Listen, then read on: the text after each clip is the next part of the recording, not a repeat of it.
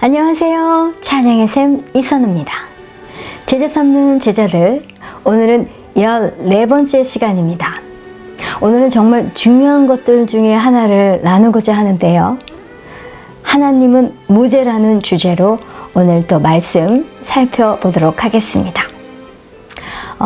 사람들은 일어나는 모든 일이 하나님께로부터 왔다.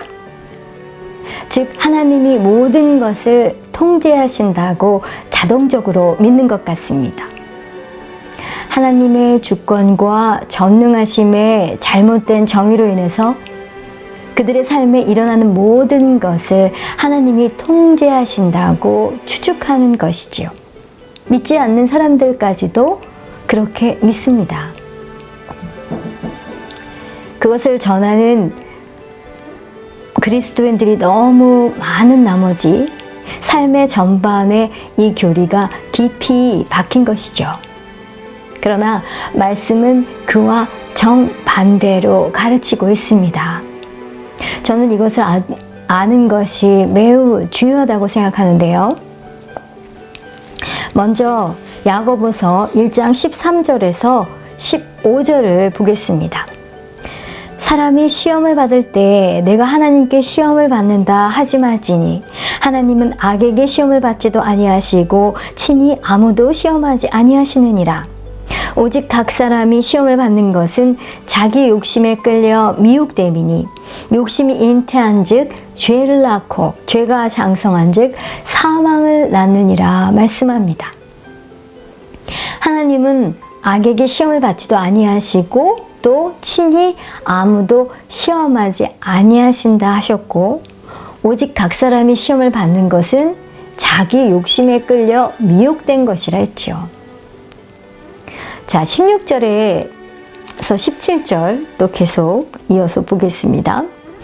내 사랑하는 형제들아 속지 말라. 온갖 좋은 은사와 온전한 선물이 다 위로부터 빛들의 아버지께로부터 내려오나니 그는 변함도 없으시고 회전하는 그림자도 없으시니라 말씀합니다.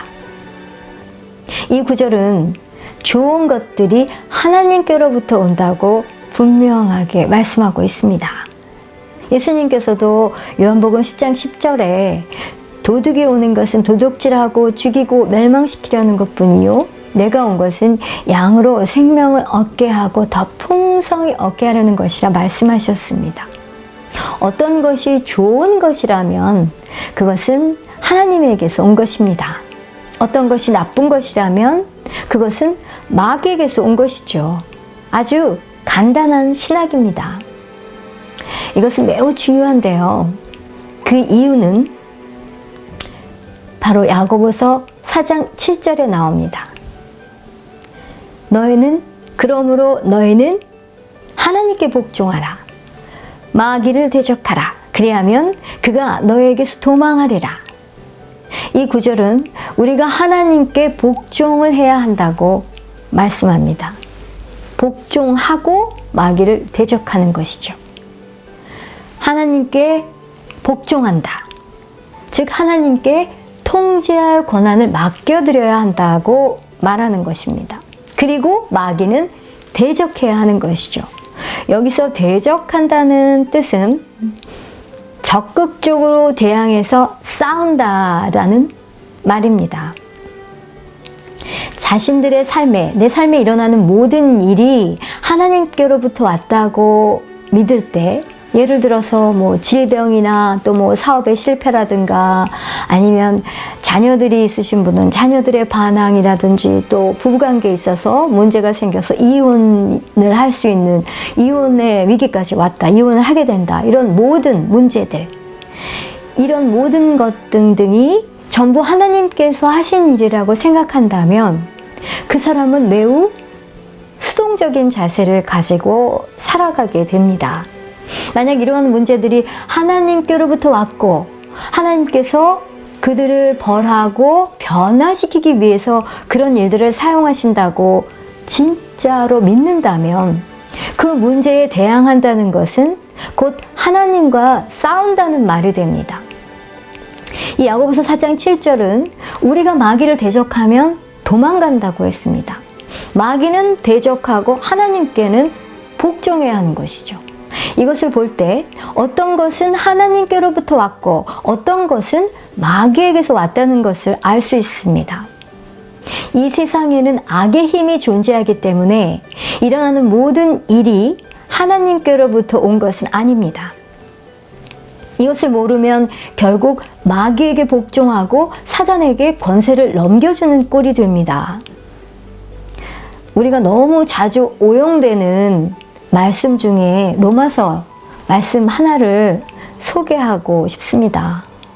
바로 로마서 8장 28절인데요. 우리가 알거니와 하나님을 사랑하는 자, 곧 그의 뜻대로 부르심을 입은 자들에게는 모든 것이 합력하여 선을 이루느니라. 이 구절은 다음과 같이 오용되었죠.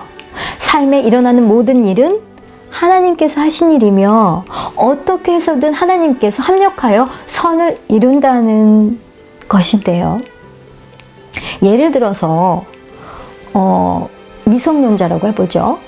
남자아이와 여자아이가 술을 잔뜩 마시고 차를 몰고 가다가 사고가 나서 그 자리에서 즉사를 했다고 한번 가정해 보겠습니다. 그래서 이제 죽었으니까 장례를 치러야겠죠. 그런데 이제 장례식장에 이제 목사님을 또 모셔와서 또 장례식 절차를 밟겠죠. 그때 이제 목사님이 이런 상황에 대해서 이 말씀 구절을 인용하면서 이렇게 또 말합니다. 모든 것이 합력하여 선을 이루는 것을 우리는 압니다.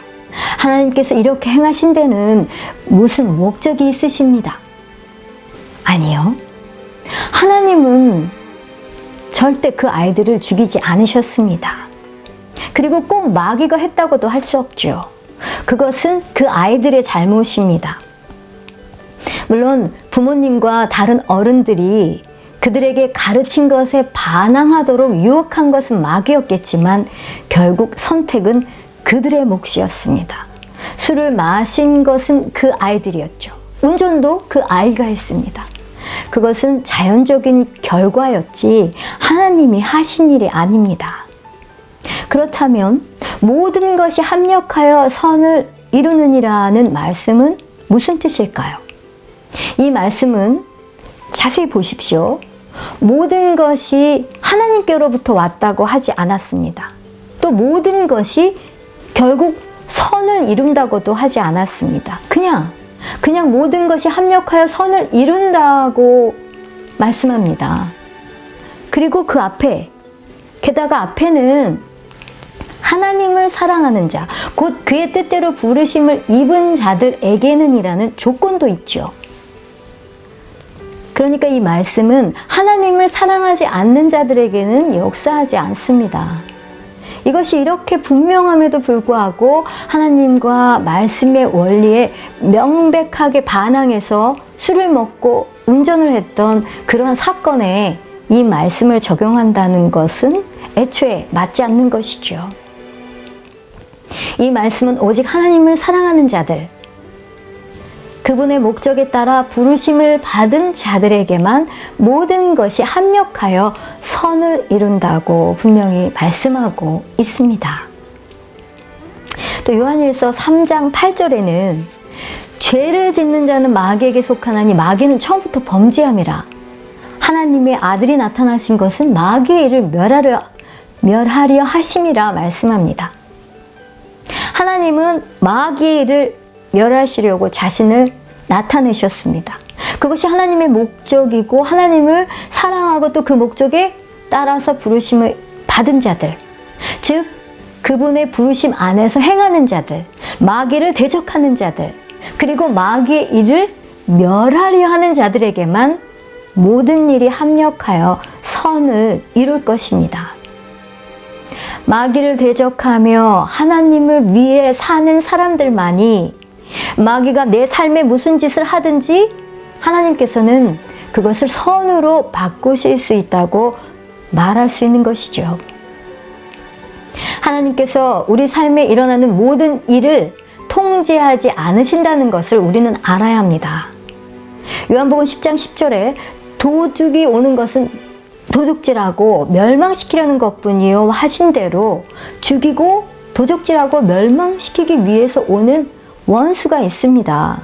그러나 이 같은 요한복음 10장 10절 후반절에는 내가 온 것은 양으로 생명을 얻게 하고 더 풍성히 얻게 하려는 것이라 하신 대로 예수님은 생명을 주기 위해 오셨습니다.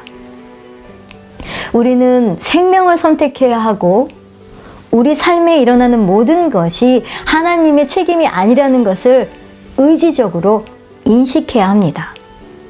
가령 이건 말도 안 되는 말이지만요. 가령 하나님이 사람이었다고 한번 생각을 해보죠.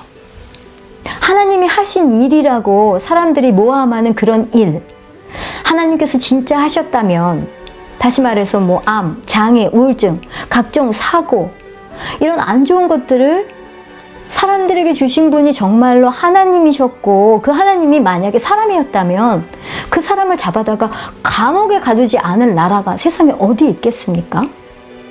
감옥에 가둬서 다시는 그런 짓을 하지 못하게 해야 할 것입니다. 그런데 우리는 그 어느 누구보다 긍휼이 많으신 하나님께서 여기저기 돌아다니면서 사람들을 치고 이런 나쁜 일들을 하신다고 생각을 합니다. 어떤 일은 마귀 짓이고 어떤 일은 자연적인 결과입니다. 모든 재앙이 하나님께로부터 온 것이 아닙니다. 우리나라는 잘 모르겠지만 미국에서는 보험회사들조차 자기들의 보험 규약에 이 지진이나 전염병을 하나님이 하신 일이라고 규정을 했다고 하는데요. 아닙니다. 그런 일들은 하나님께서 하시는 일이 아닙니다. 어떤 사람들은 하나님의 절대 주권을 잘못 이해해서 주님께서는 모든 것을 주관하시며 하나님께서 허락하지 않는 한 어떤 일도 일어나지 않는다고 말합니다. 디모데전서 2장 4절에는 하나님은 모든 사람이 구원을 받으며 진리를 아는 데 이르기를 원하신다고 말씀합니다. 하나님의 뜻은 모든 사람들이 구원을 받는 것이지만 모든 사람이 구원을 받지 못하죠. 구원받는 것은 아니죠. 베드로 3장 9절에도 주의 약속은 어떤 이들의 더디다고 생각하는 것 같이 더딘 것이 아니라 오직 주께서는 너희를 대하여 오래 참으사 아무도 멸망하지 않고 다 회개하게 이르기를 원하신다 하셨습니다. 하나님께서는 아무도 멸망하지 않고 모든 사람이 회개하기를 원하십니다. 진리를 아는 데 이르시길 원하시는 것처럼 하나님을 아는 지식에 이르기를 원하시고 구원을 다 구원하기를 원하시는데 이 구원에 대한 하나님의 뜻은 저절로 이루어지지 않습니다. 사람들이 지옥에 가는 것은 하나님의 소원이나 계획이 절대 아닙니다. 하나님은 우리가 회개하고 거듭나도록 초청하시지만 궁극적으로는 우리에게 선택권을 주십니다. 사람들은 하나님께서 공급하신 것을 거절했기 때문에 지옥에 갑니다. 또 어떤 사람들은 착한 사람이 되고 또 교회에 출석하면 그들의 삶의 구원을 이룰 것이라고 생각합니다. 그런데 로마서, 그들은 신실할지는 모르겠지만 로마서 10장 2절에서 3절 말씀을 한번 보겠습니다. 내가 증언하노니 그들이 하나님께 열심히 있으나 올바른 지식을 따른 것이 아니니라. 하나님의 의를 모르고 자기 의를 세우려고 힘써 하나님의 의에 복종하지 아니하였느니라.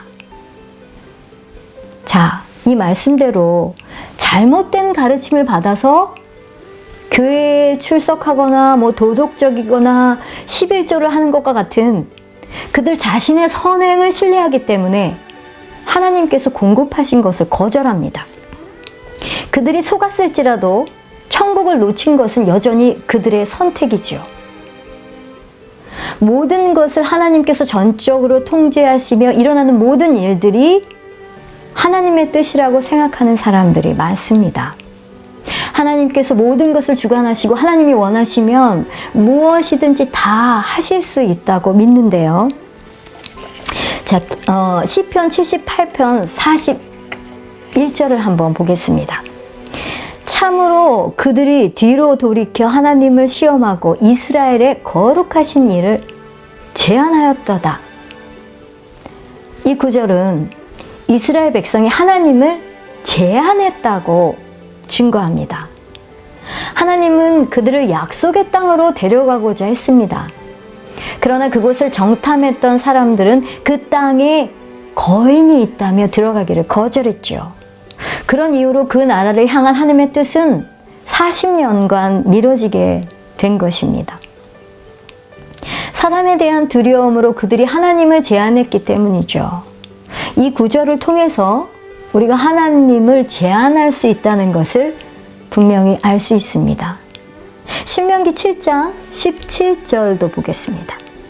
내가 혹시 심중에 이르기를 이 민족들이 나보다 많으니 내가 어찌 그를 쫓아낼 수 있으리요 하리라마는,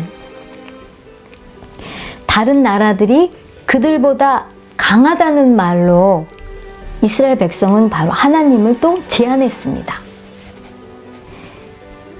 히브리서 4장 2절에 그들과 같이 우리도 복음 전함을 받은 자이나 들은 바 그 말씀이 그들에게 유익하지 못한 것은 듣는 자가 믿음과 결부시키지 아니함이라. 자, 하나님께서는 완전한 승리를 약속하셨습니다. 하지만 그들은 믿지 않았죠. 믿음과 결부시키지 아니했다고 말씀합니다. 그들은 믿지 않았고 하나님의 약속을 의심했고 그 결과 마음이 흔들렸습니다. 그것이 바로 하나님을 제한한 것이기 때문에 하나님께서 다른 나라 백성들을 약속의 땅에서 쫓아내지 못하신 것입니다. 예배소서 3장 20절도 한번 보죠. 우리 가운데서 역사하시는 능력대로 우리가 구하거나 생각하는 모든 것에 더 넘치도록 능히 하실 이에게. 또 많은 사람들이 이 구절을 인용해서 하나님께서는 어떤 일도 하실 수 있다고 말을 합니다.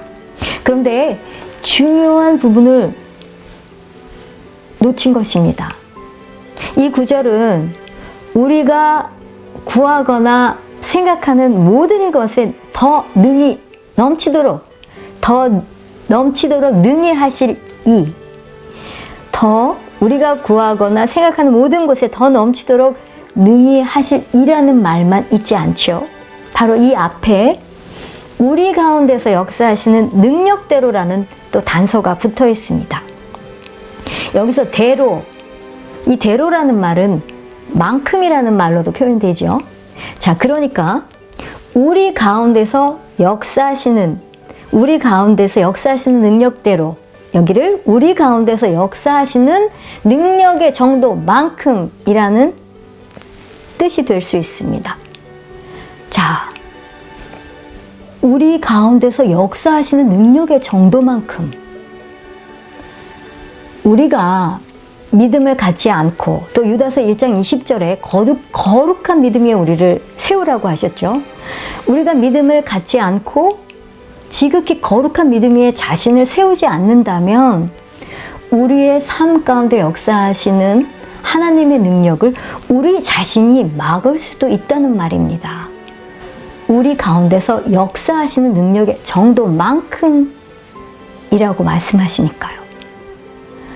하나님은 주권적으로 역사하신다고 할 때 사람들은 그 말을 그 어떤 누구도 하나님의 역사를 어찌할 수 없다는 뜻으로 씁니다.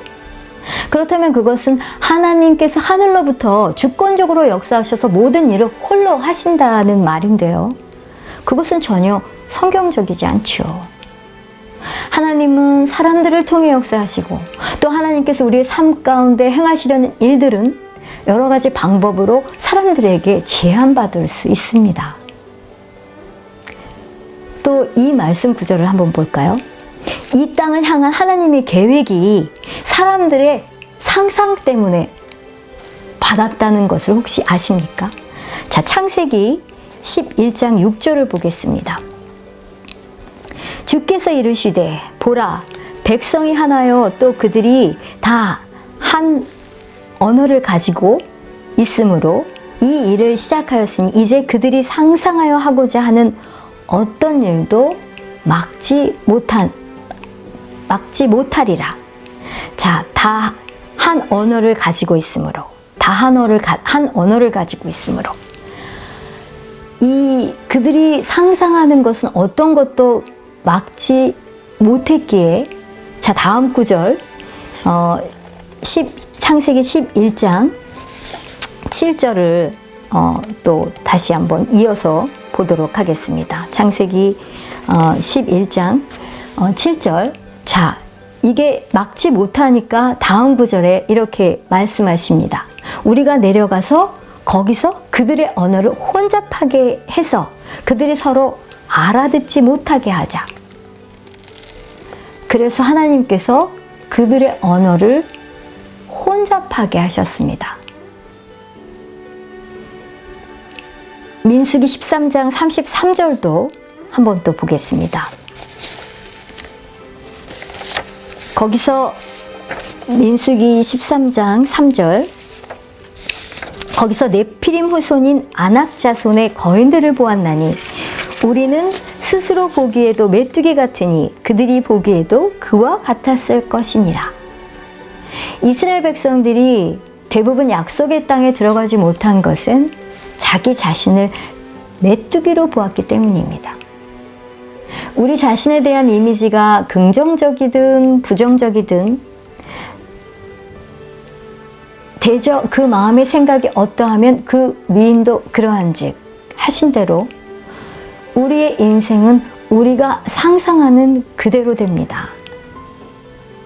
우리의 상상을 주님께 고정하는 것이 얼마나 중요한지 깨닫지 못한다면 결국 우리의 이 상상이 우리에게 불리하게 작용해서 부정적인 결과를 경험할 수밖에 없습니다. 자신을 실패자로 본다면 실패할 것입니다. 에레미야 29장 19절은 말씀합니다. 여호와의 말씀이니라. 너희를 향한 나의 생각을 내가 아나니 평안이요 재앙이 아니니라. 너희에게 미래와 희망을 주는 것이니라. 하나님은 우리 각 사람을 향해 좋은 생각을 가지고 계십니다. 하나님께서는 우리에게 가장 좋은 것만 주십니다. 하나님께는 우리 삶을 위한 완벽한 계획이 있으십니다. 우리는 우리가 상상하는 것들을 재정비해서 우리에 대한 하나님의 의견에 맞춰야 합니다.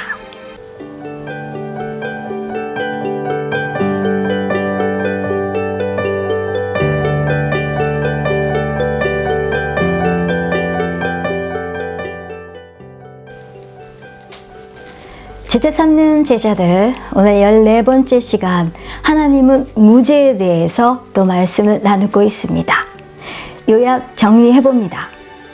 하나님께서는 우리에게 일어나는 모든 일을 합력시켜 선이 되게 하실 수 있지만 우리에게 일어나는 모든 일이 다 하나님으로부터 온 것이 아닙니다. 요한복음 10장 10절에 도적이 오는 것은 도둑질하고 죽이고 멸망시키려는 것뿐이요 내가 온 것은 양으로 생명을 얻게 하고 더 풍성히 얻게 하려 함이라 했고, 또 야고보서 11장 16절에서 17절에는 내 사랑하는 형제들아 속지 말라. 온갖 좋은 은사와 온전한 선물이 다 위로부터 빛들의 아버지께로서 내려오나니 그는 변함도 없으시고 회전하는 그림자도 없으시니라 하신 대로 하나님께로부터 온 것은 좋은 것뿐입니다. 많은 사람들은 주님이 원하시는 것은 무엇이나 그냥 하신다고만 생각합니다. 자, 그렇다면 중력을 한번 예로 들어보죠. 하나님께서는 이 세상만이 아니라 이 세상을 지배하는 법칙도 창조하셨는데요. 이 중력은 바로 법칙입니다. 사실 우리 삶에 긍정적인 힘이 되도록 중력을 창조하셨죠. 이 법칙은 일관되고 보편적인 것입니다. 바뀌는 것이 아니죠. 우리가 어디를 가나 항상 동일하고 절대로 변동하지 않습니다. 지금 저는 의자에 앉아 있습니다. 저는 제 자신을 뭐 끈으로 붙들어 매거나 잡아둘 필요가 없죠. 왜냐하면 중력이 작용하고 있기 때문입니다. 그러나 누군가 하나님께서 창조하신 이 법칙을 어긴다면 예컨대 건물 10층에서 뭐 밖으로 걸어가려 한다면 하나님께서 우리를 이롭게 하려고 정해진 그 법칙으로 인해서 그 사람은 죽게 될 것입니다. 어떤 사람들은 주님이 원하신다면 그것을 멈추게 하실 수 있을 것이라고 주장합니다. 하지만 하나님께서는 그 법칙들을 바꾸지 않으십니다. 야고보서 1장 17절에도 지금 금방 읽었죠. 그는 변함도 없으시고 회전하는 그림자도 없으시니라 하신 대로 그것은 하나님의 본성이 아니죠. 창세기 1장 31절에도 하나님이 지으신 그 모든 것을 보시기에 심히 좋았더라 말씀합니다. 중력에 잘못된 것은 전혀 없습니다. 문제는 중력에 있는 것이 아니라 이 법칙을 어기는 사람들에게 있지요. 하나님께서는 그 사람이 죽기를 원치 않으십니다. 하지만 하나님께서 그 한 생명을 구하기 위해서 중력의 법칙을 일시 중지시켰을 경우 그로 인해서 생명을 잃게 될 수백만 명을 한번 생각해 보십시오. 중력에 의존해서 도로에서 자동차를 운전 중인 사람들은 갑자기 통제를 잃게 될 것이고 다른 차와 건물을 향해서 돌진하게 될 것입니다. 하나님께서 건물에서 떨어진 그 한 사람의 목숨을 구하려 하시면 수백만의 사람들이 죽었을 것입니다. 중력은 그런 식으로 작용하지 않지요. 법칙은 일관된 것이며 요동되지 않습니다.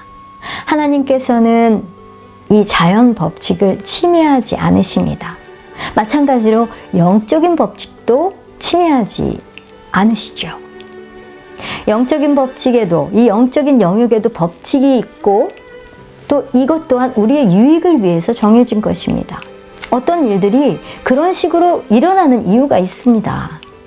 이런 법칙에 대해서 무지한 것뿐만 아니라 이런 법칙이 있다는 이 진리 자체에 무지한 것, 모르는 것 역시 커다란 걸림돌이 되죠.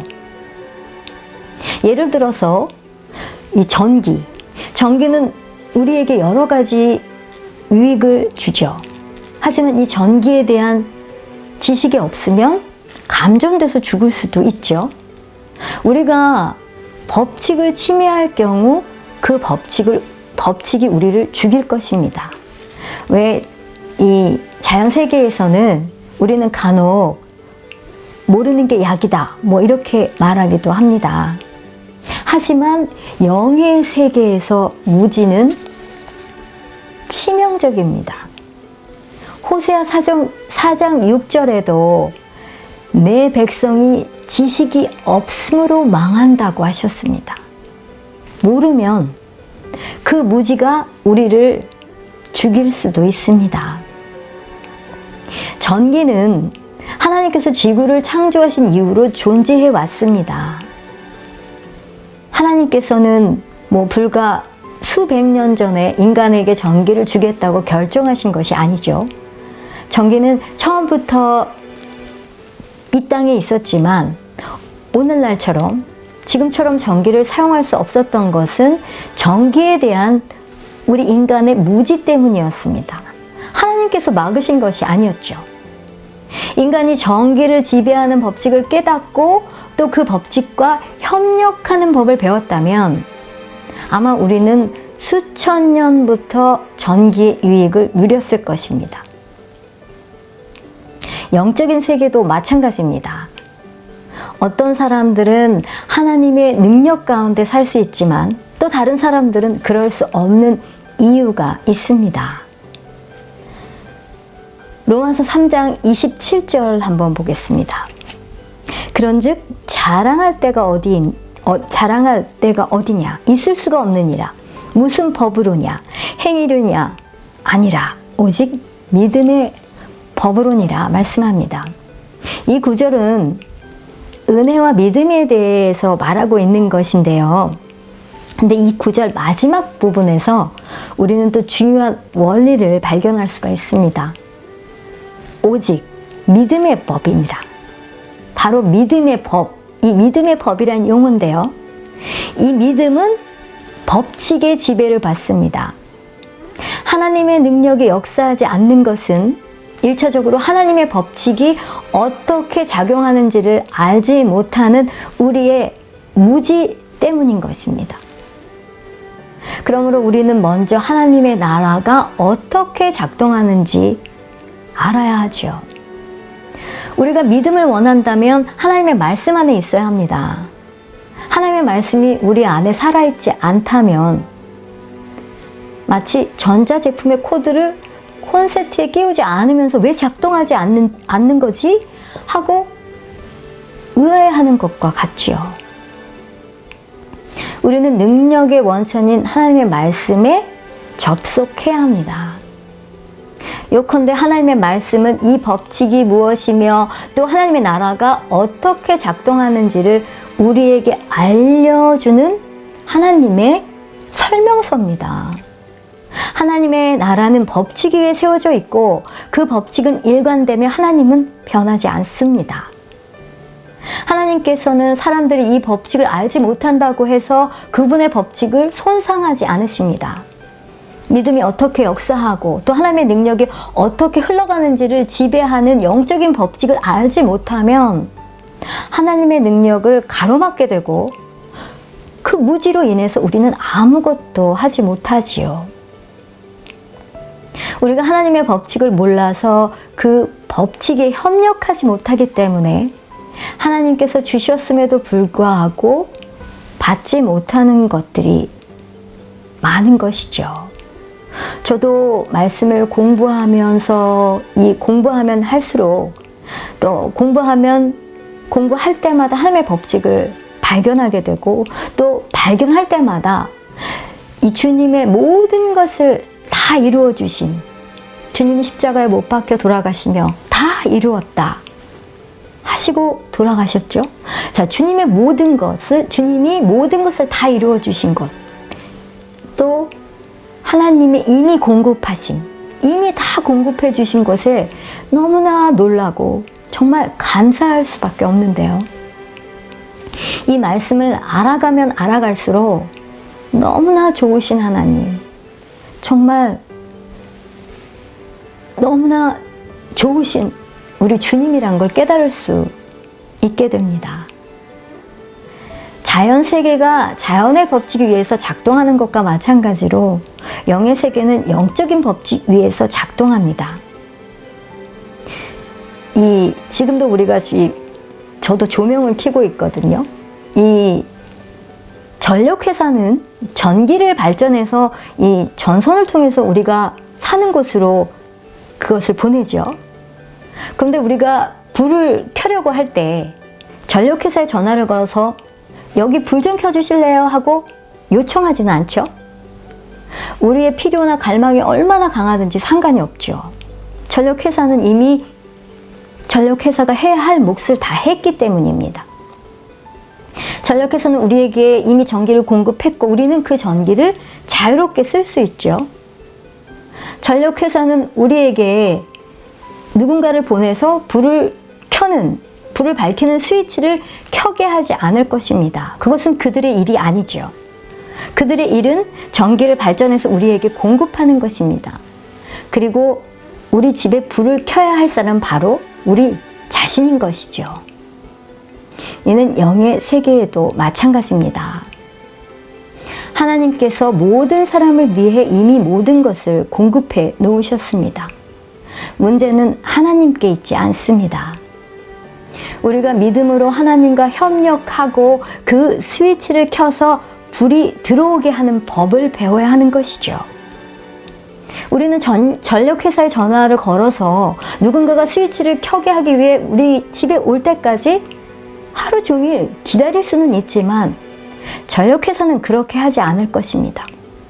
그러면서 우리는 전기가 작동하지 않아 라고 말할 수도 있겠지만 전기는 이미 제대로 잘 작동하고 있습니다. 다만 우리가 스위치를 켜는 법을 모를 뿐인 것이지요. 하나님께서는 우리의 협조 없이 우리의 할 일을 대신해 주지는 않으십니다. 우리의 역할이 있다는 말이죠.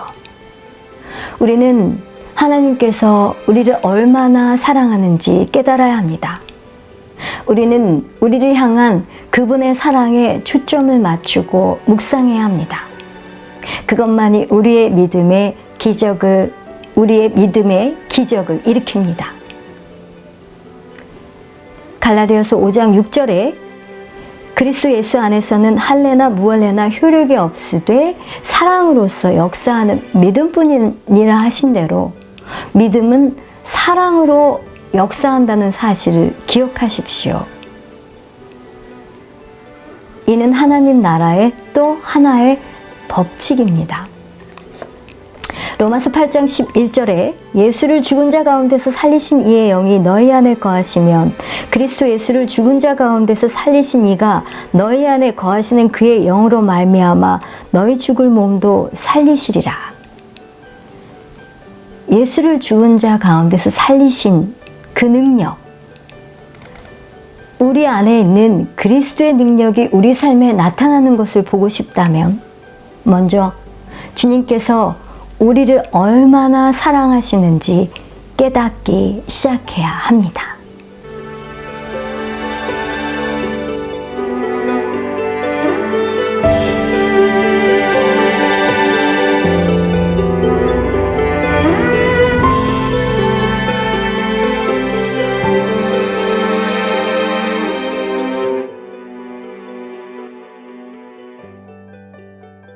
제자 삼는 제자들, 오늘 14번째 시간 하나님은 무죄에 대해서 살펴보고 있습니다.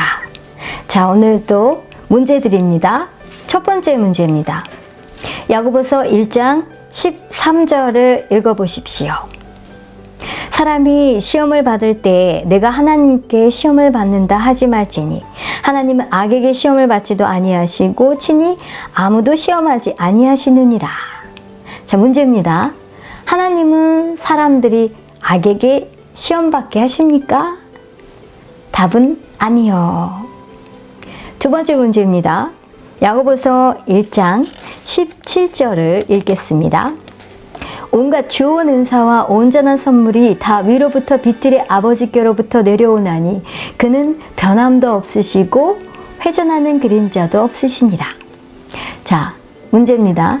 좋은 선물은 어디에서 옵니까? 답은 빛들의 아버지께로부터. 자, 답은 빛들의 아버지입니다. 세 번째 문제입니다. 요한복음 10장 10절을 읽어보십시오. 도둑이 오는 것은 도둑질하고 죽이고 멸망시키려는 것뿐이요 내가 온 것은 양으로 생명을 얻게 하고 더 풍성히 얻게 하려는 것이라. 자, 문제입니다. 도둑은 누굽니까? 너무 쉽죠? 자, 도둑은 마귀. 다음 문제입니다. 요한복음 10장 10절에 관한 문제입니다. 계속해서. 자, 도둑의 목적은 무엇입니까? 오늘은 아주 쉬운 문제만 내고 있습니다. 도둑이 오는 것은 도둑질하고 죽이고 멸망시키려는 것. 답은 도둑질하고 죽이고 멸망시키는 것입니다. 또 요한복음 10장 10절에 또 이어지는 문제. 예수님이 오신 이유는 무엇입니까? 꼭 우리 아동부 유치부한테 드리는 문제 같죠? 자, 답은 예수님이 오신 이유는 무엇입니까? 생명을 풍성하게 주시기 위해서. 네, 생명에 포함된 것은 여러 가지죠. 하나님께서는 세상을 사랑하셔서 그분의 독생자를 주셨습니다. 이것은 사람들이 지옥에 가지 않도록 하기 위해서만 아니죠. 예수님은 우리를 죄와 질병과 가난으로부터도 구원하셨습니다. 마귀에게로부터도 해방시켜 주셨습니다. 또 갈라디아서 1장 4절에 악한 세대에서 우리를 건지시려고 우리 죄를 대속하기 위해 자기 몸을 주셨다고 말씀하셨죠. 우리 주님은 우리를 이 현재의 악한 세상으로부터 구출하기 위해서 또 완벽한 속죄 제물로 드리셨습니다. 하나님께서 우리를 위해 모든 것을 공급하셨는데 우리 중 매우 많은 사람들이 그 유익을 누리지 않고 있다면 하나님께서는 분명히 실망하고 계실 것입니다. 우리가 하나님이 이미 주신 것을 다 받아 누리며 아버지 앞에 영광 돌리며 사는 그런 먹든지 마시든지 무엇 하든지 아버지의 영광을 위해 사는 우리가 되어야겠죠. 자, 다음 문제입니다. 야고보서 4장 7절을 읽어보십시오. 그러므로 너희는 하나님께 복종하라. 킹제임스에는 복종하라로 되어 있고 또 개역개정에는 순복하라. 개역 번역, 개역 한글에는 순복하라로 되어 있는데요. 자, 하나님께 순복하라. 마귀를 대적하라. 그리하면 그가 너에게 소망하리라. 또 개역 한글에는 그가 너희를 피하리라 이렇게 되어 있죠. 자, 문제입니다. 하나님께 순복하고 마귀를 대적하면 마귀는 어떻게 합니까? 자, 우리가 그냥 마귀를 대적한다는 거에만 말씀을 적용해서 마귀만 대적을 하는데요. 그 앞에 말씀 구절이 너무 중요하죠. 하나님께 순복을 해야 합니다. 그래야 마귀를 대적할 때 마귀가 어떻게 합니까? 답은 도망간다.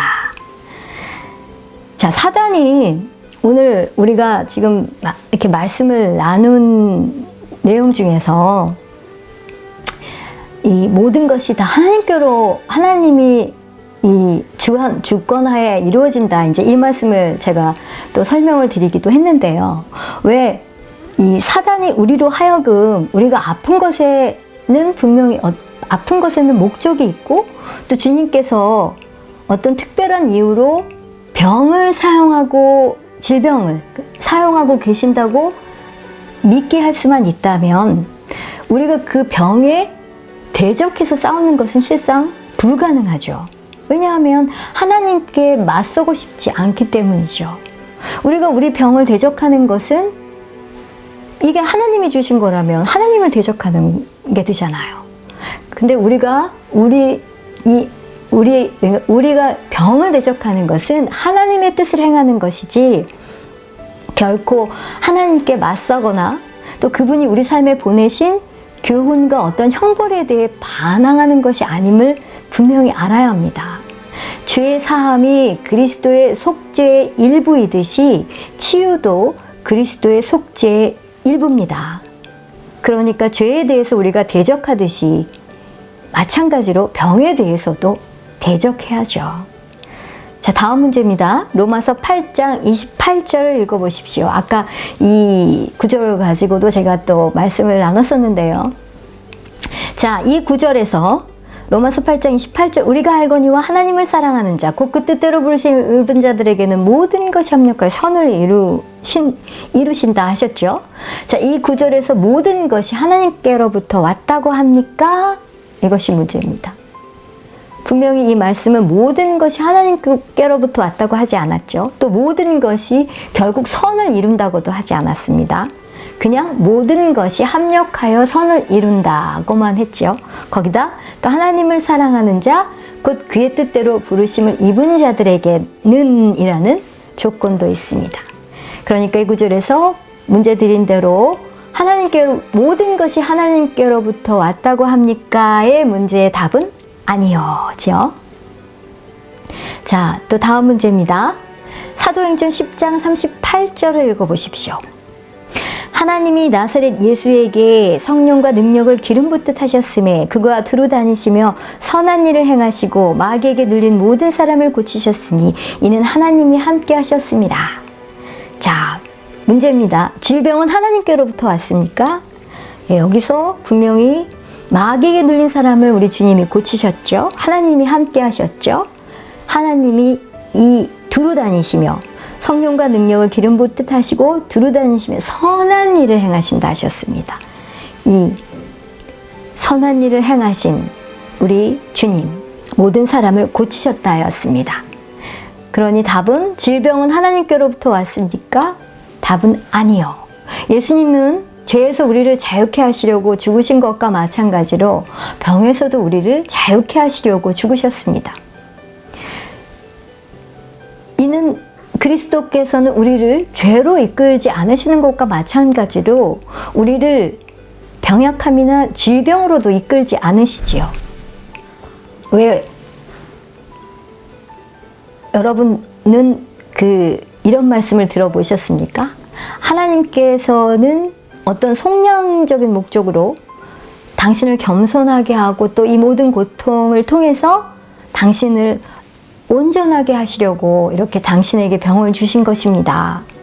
이 병을 주신 것은 참으로 축복입니다. 이런 말 들어본 적 없으십니까? 저는 주의 종들이 병든 사람들한테 그렇게 위로의 말을 해주는 것도 많이 들었고요. 또 저도 그렇게 늘 들어왔기 때문에 저 역시도 이제 아픈 사람들에게 저도 그런 식의 위로의 말을 건네왔었습니다. 하지만 하나님의 말씀이 하나님의 뜻이며 이는 매우 분명한 사실입니다. 너무나 여러분들 잘 아시는 말씀이죠. 요한3서 1장 2절, 요한3서 2절 말씀. 사랑하는 자여, 내 영혼이 잘된 같이 내가 범세 잘되고 강건하기를 내가 간구하노라. 하나님께서는 우리가 건강하기를 원하시죠. 자, 마지막 문제입니다. 요한일서 3장 8절을 읽어보십시오. 죄를 짓는 자는 마귀에게 속하나니 마귀는 처음부터 범죄함이라. 하나님의 아들이 나타나신 것은 마귀를 멸하려 하심이라. 자, 문제입니다. 하나님의 아들이 나타나신 목적은 무엇입니까? 답은 마귀의 일을 멸하시려고. 네, 오늘 또 하나님은 무죄라는 주제로 또 여러분과 같이 말씀을 나눴는데요. 나가서 죄를 짓더라도 무언가 배우는 것은 있습니다. 뭐 어떤 사람은 살인하거나 도적질을 해서 체포될지도 모릅니다. 또 어떤 사람은 부도덕하고 이 왜곡된 일, 그런 일에 참여해서 성병에 감염될지도 모릅니다. 그리고 또 그 사람들은 그런 경험을 통해서 아, 정말 이 모든 것은 어리석은 일이었구나. 이렇게 어리석은 일이었다는 사실을 배울 수 있지요. 또 그들 중에 어떤 사람은 자신의 잘못을 철저히 깨닫고 또 주님께로 돌이켜서 거듭났습니다. 그런데 이런 상황들을 가지고 하나님께서 그들의 삶에 일어나고 있던 것을 사용해서 막다른 곳까지 끌고 가셔서 그들을 거듭나게 하셨다는 것이죠.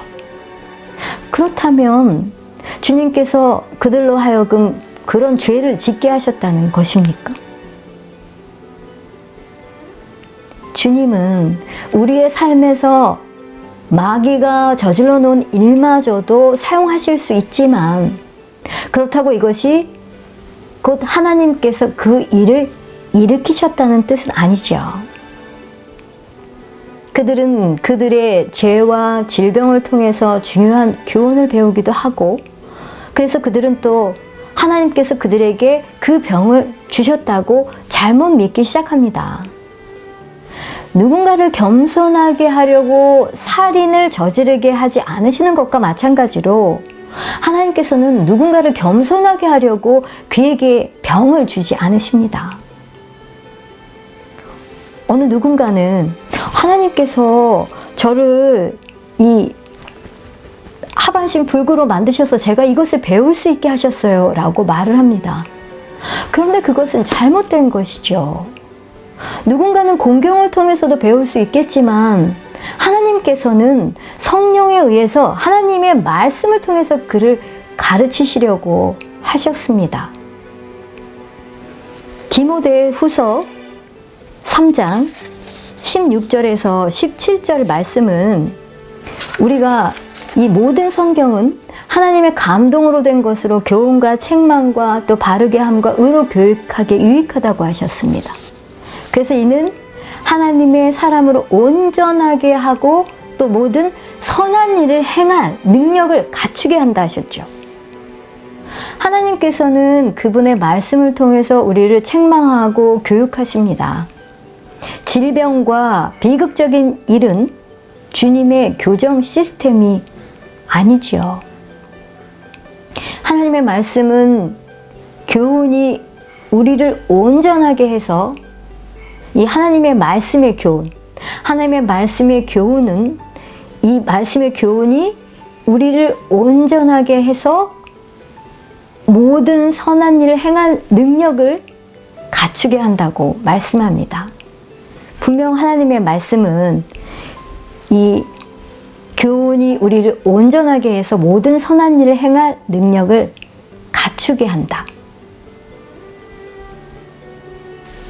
말씀의 교훈, 이 말씀의 교훈으로 충분하다는 뜻입니다. 우리에게 다른 어떤 교정 수단이 필요하지 않습니다.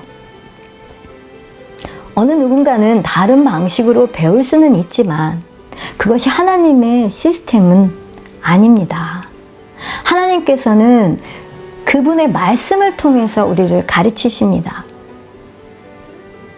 우리는 무엇보다 먼저 우리 자신을 향한 하나님의 조건 없는 사랑을 알고 받아들여야 합니다. 사랑의 하나님, 선하신 하나님, 좋으신 하나님, 긍휼의 하나님을 더욱 알아가시는 저와 여러분들이 되길 주님의 이름으로 축복합니다.